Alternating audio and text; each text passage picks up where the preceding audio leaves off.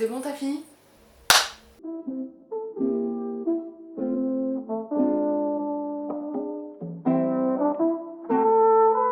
Yo! Bienvenue sur cette chaîne et j'espère que ça va. Aujourd'hui, intro simple, parce que concept simple. Je pensais faire un peu tous les débuts de mois, ma reco du mois d'avant, comme ça mes recos servent pour ce mois-ci. Vous voyez, donc là, avril, et je vais vous dire tout ce que j'ai regardé, tout ce que j'ai apprécié en avril. Et comme ça, en mai, vous avez de quoi vous occuper si vous êtes en manque d'inspi pour des trucs à regarder. Voilà, comme je dis, concept simple. Et réponse, et intro simple, pas besoin d'aller plus loin que ça.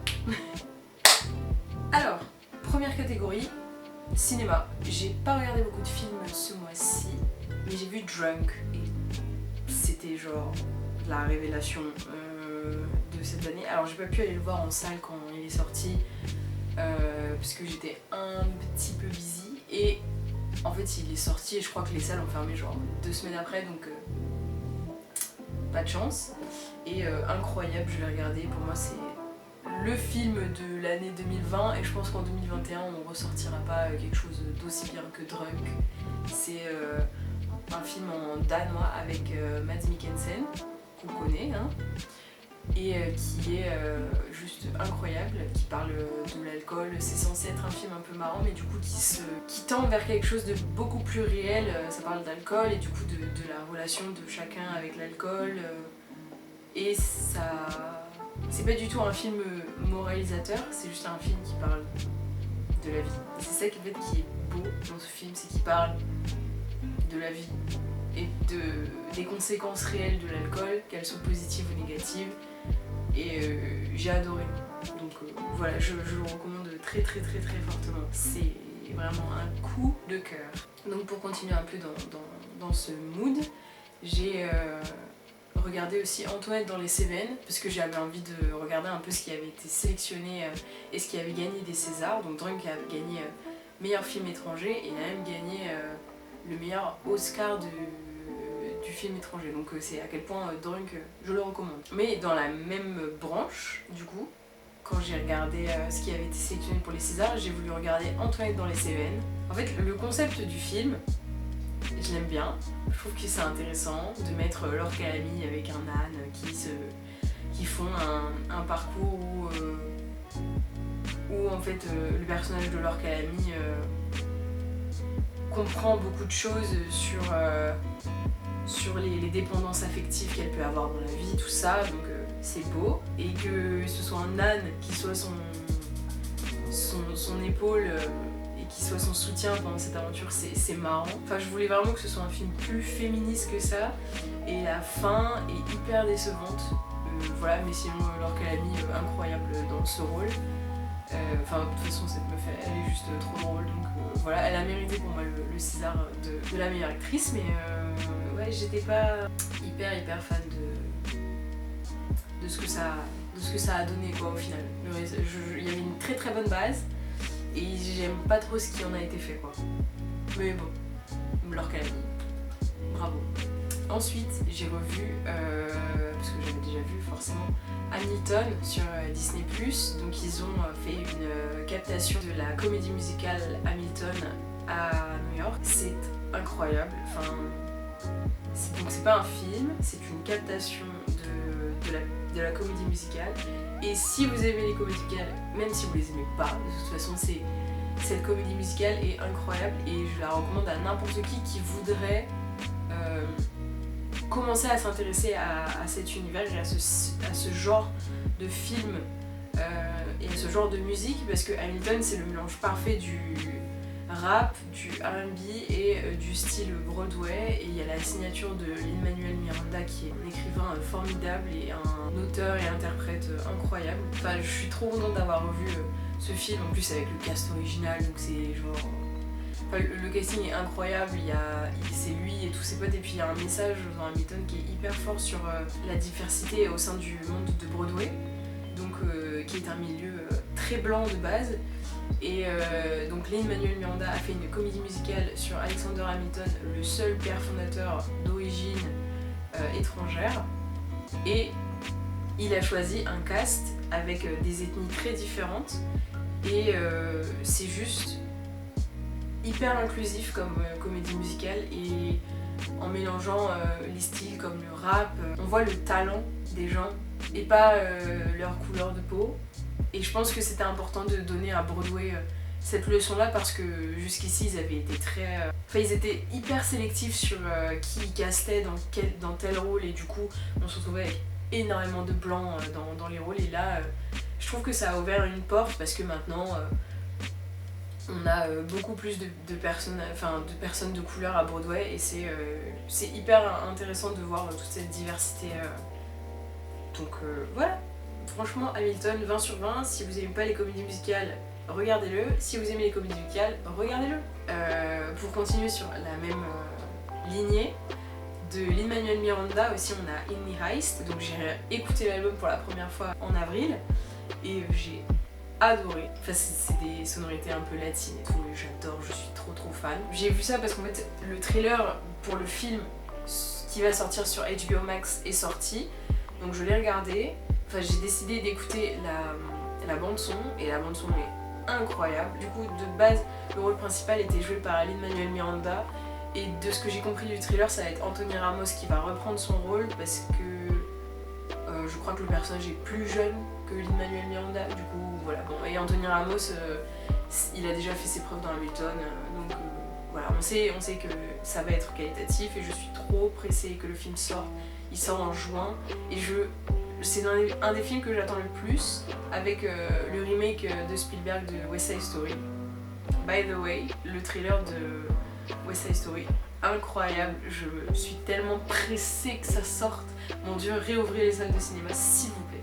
Ensuite, on va sortir un peu du cinéma et on va aller plus dans la musique. J'écoute beaucoup de musique au quotidien, j'écoute tout et rien. Et du coup, 21 Pilots fait son grand retour et j'adore le morceau Shy Away. Je le trouve hyper dynamique, ça ressemble pas à ce qu'il faisait avant, mais en même temps ça ressemble un peu... Pour moi c'est vraiment le mélange des années 80 avec un petit peu d'indie et genre 21 Pilots, et je trouve que ça fait un trop bon truc, donc super pressé que l'album sorte et qu'on puisse écouter dans quel mouvement ils sont allés cette fois-ci, parce que ça a l'air incroyable. Aussi dans les musiques, forcément je suis complètement addict au morceau d'Olivia Rodrigo, même si je n'ai pas de problème relationnel dans ma vie actuellement. J'adore ces morceaux et je saigne déjà vu, je l'ai écouté je ne sais combien de fois. Je pense qu'à la fin, quand Spotify va me faire mon bilan de l'année de mes morceaux, il va me dire « Gros, Olivia Rodrigo, tu l'as saigné, enfin, il y a trop d'écoute. » Voilà, normalement c'est Gabiana, la youtubeuse qui est un petit peu problématique d'ailleurs en ce moment, on va pas se cacher. Elle est un petit peu problématique, c'est vrai, j'adore sa musique, je l'adore toujours. Et c'est vrai que j'écoute beaucoup trop sa musique.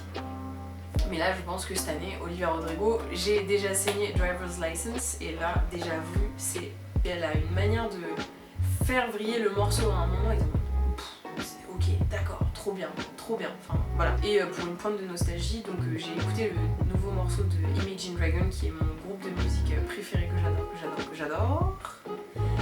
Et du coup j'ai écouté Follow You et j'étais en mode mais attends, Imagine Dragon, il faut quand même des bêtes de trucs. Si je me retapais toute la discographie et je me suis refait toute la discographie et j'avais oublié à quel point Night Vision est vraiment un album excellent, j'adore. Donc voilà, Night Vision, si vous savez pas quoi écouter ce mois-ci, vous pouvez streamer Night Vision en boucle, génialissime, j'adore. Les podcasts et les séries audio, c'est vraiment... Merci la vie de nous avoir fait des trucs aussi qualitatifs, vraiment. Et merci Spotify de produire des trucs aussi qualitatifs. La première série audio de Spotify que j'avais écoutée, c'était L'Employé de In the Panda. Donc j'avais trop aimé. En plus il y avait du guest star de qualité et tout. Ce mois-ci j'en ai écouté 3 que j'adore et que je recommande à 1000%.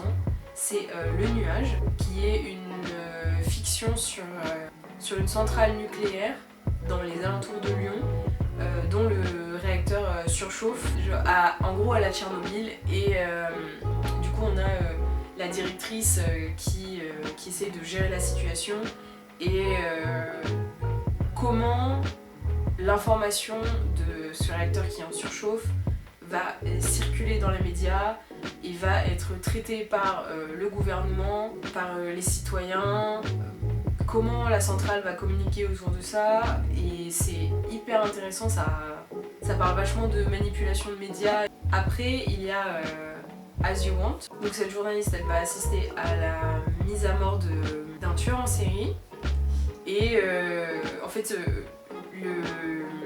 le protocole de mise à mort va être complètement chamboulé par des éléments perturbateurs, et on va suivre la journaliste à droite à gauche à essayer de régler pareil une situation de crise. Super intéressant. Les deux finissent sur des putains de cliffhangers qui sont trop chiants, et j'ai juste envie de dire à Spotify, va arrêter ou faites des saisons 2 pour qu'on s'en sorte, parce que là ça me tape sur le système, donc voilà. La troisième, c'est Conscience des faiseuses.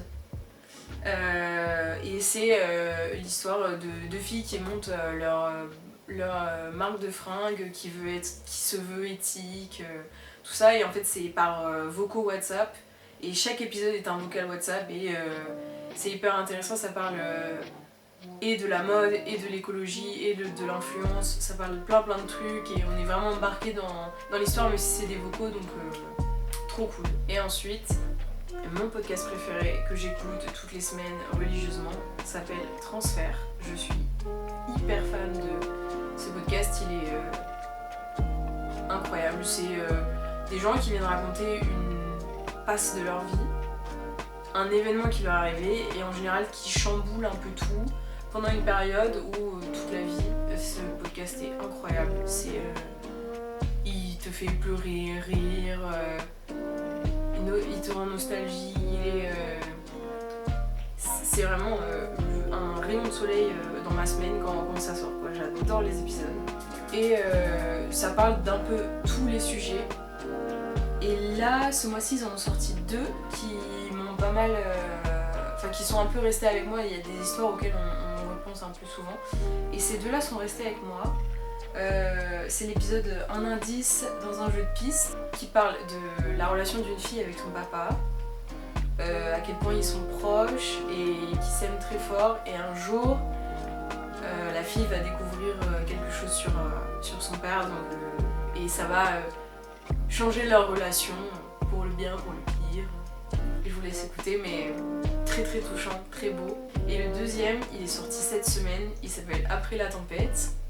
Alors, âme sensible, s'abstenir, ça parle d'un homme qui a vécu l'ouragan Irma, et qui raconte dans les détails l'avant, le pendant et l'après, plus les conséquences. C'est hyper prenant, on est dans l'histoire, vraiment je recommande à 1000% ce podcast. Si vous avez à écouter un seul podcast dans votre vie, ça doit être Transfert. Il est incroyable. Je saoule tout le monde avec ce podcast. Et ensuite, plus côté lifestyle, machin, truc. Les trucs que en ce moment j'adore. J'essaye de faire au mieux pour consommer éthique. Et j'ai découvert une marque trop mignonne qui s'appelle Pollen, donc P''Ollen, et qui font des bijoux. Et en fait, c'est elle toute seule qui fait ses bijoux, et c'est trop beau. Là, j'ai une petite chaîne en or avec un petit pendentif en E. Et ici, j'ai des boucles d'oreilles trop mignonnes, pareil, qui sont plaquées or, que j'adore, je suis trop fan. Et les prix sont hyper raisonnables, donc accessibles à tous. Voilà, et on sait d'où ça vient, elle est hyper transparente sur l'origine de tous les éléments, et c'est... Juste cette fille a l'air géniale. Je suis beaucoup de youtubeurs anglo-saxons, américains, machin, et j'adore Simply Logical, donc Christine. Et elle a sorti sa marque de viande il y a 1 an et demi, 2 ans, un truc comme ça. Et je suis trop fan. Je porte actuellement sa dernière collection, le Pastel Rainbow. Voilà. J'adore, et le vernis tient de ouf. Il n'y a pas besoin de beaucoup de couches pour avoir un beau résultat bien holographique comme je le dis. Je suis obsédée par les flaky comme ça là. Bref, j'adore. Mon appart ne sent que ça. C'est un parfum d'ambiance de la marque Pure Aquitaine qui est une copine à moi, donc on peut pioup. Et celui-là sent la lavande et j'en mets tout le temps, partout. J'adore ce parfum d'ambiance, il sent super bon et c'est mon obsession du mois, j'en mets partout tout le temps, donc voilà. Et pour finir, parlons jeux vidéo, sauf que je n'ai pas joué à un jeu vidéo ce mois-ci, mais j'ai regardé, je suis obsédée par Twitch, vraiment c'est un de mes trucs favoris. Et ce mois-ci, comment ne pas être passé à côté du serveur GTA RPZ de Zerator. Incroyable, il s'est terminé à l'heure où je filme, ça fait 2 jours que le serveur est over et je suis trop triste, genre vraiment tous les persos vont me manquer et c'était trop bien.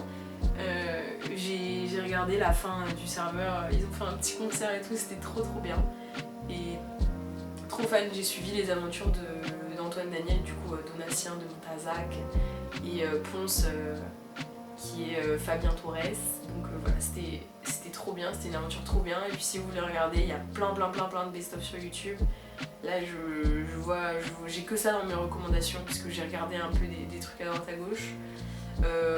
Et Antoine Daniel et Ponce font et best-of et rediff, donc si vous voulez regarder le meilleur let's play de GTA RP de votre vie, je vous en prie, c'est juste, il y avait tout, c'était drôle, c'était spontané, j'ai trop aimé. Donc gros big up à Zera pour ce putain de moment, c'était trop bien. Voilà, je suis une vieweuse de l'ombre, je parle jamais dans le chat mais j'ai kiffé. Voilà, c'était mes recos du mois. Lâche un abonnement, lâche un comme sur Skyblock, tu te rappelles. Active la cloche. Et puis on se voit très vite. Des bisous. Ciao.